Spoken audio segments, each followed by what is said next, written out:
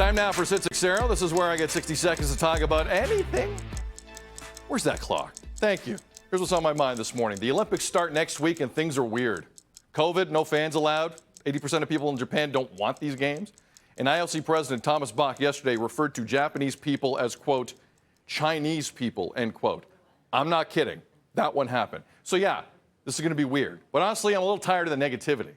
Who am I kidding? I'm going to watch and root for Canada like I always have.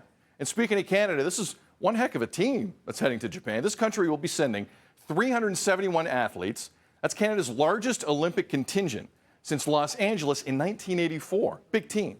And despite some high-profile tennis names passing, there's still some great stories. Our youngest Olympian, swimmer Summer McIntosh, 14 years old. Our oldest Olympian, 56-year-old equestrian Mario Delorier. These are great stories, and watching people realize their Olympic dream is enough to put a smile on anyone's face, despite all the other weird stuff going on. There's a lot. But I'll smile. Arash Madani from Sportsnet always makes me smile and you smile. He joins us with the We Invented Basketball shout out to Canada Basketball. I love it. Arash, this is a COVID-free zone here for Olympic chatter. Your most... I'm still waiting for you to smile, Six-Zero. Like you kept saying you were going to smile. There we go. There you go. I'm beaming now. Thank you for the coaching on air. Yeah, the most intriguing Canadian Olympic story for you going in is what? Andre DeGrasse. Andre DeGrasse, who won 3 medals in Rio 2016, 100, 200, 4x100 meter, the sprinter. And everybody was just battling for silver at Rio because of Usain Bolt. Now Bolt is retired, and could this be Andre DeGrasse's breakout? Could this be the time the entire world gets to see that he's the fastest man on the planet? I think DeGrasse could very well emerge out of Tokyo as a megastar.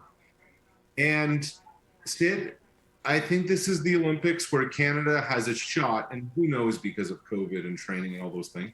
But this is a chance for Canada to have its biggest gold medal haul ever. Well, let's hope. You know, and team sports, it's always I don't want to say more special, but it galvanizes Canadians a bit more when it's one of our teams doing it. We have our women's soccer program looking for a medal, women's basketball looking to finally get in there. Which of those two programs, Arash, do you think goes the deepest in their respective tournaments? I think it is the women's basketball team. Look, and you're right.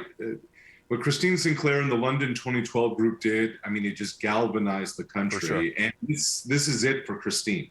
You have to believe that Tokyo is going to be her final games, and the next generation of upcoming Canadian stars is taking over. She's going to be passing the torch. But in terms of upside, in terms of ceiling, to me, it's the women's basketball program led by Kia Nurse and a litany of professionals who have actually been together in a training camp, Sid, for quite some time, the nucleus of them. But then all the WNBA players just met up with the team in Japan about 10 days ago. So they have to come together fast in that regard, but at least they've had a few together.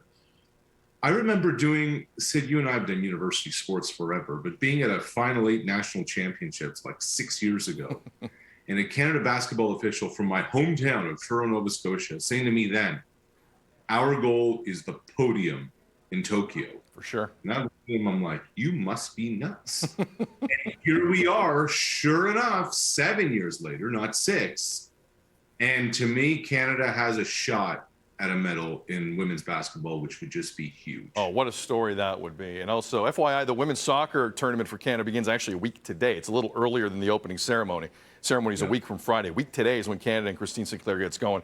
Great point on Sinclair, the swan song. Let's hope that team, and wish all that team all the best. Arash, enjoy the Olympics. Thanks, Fred.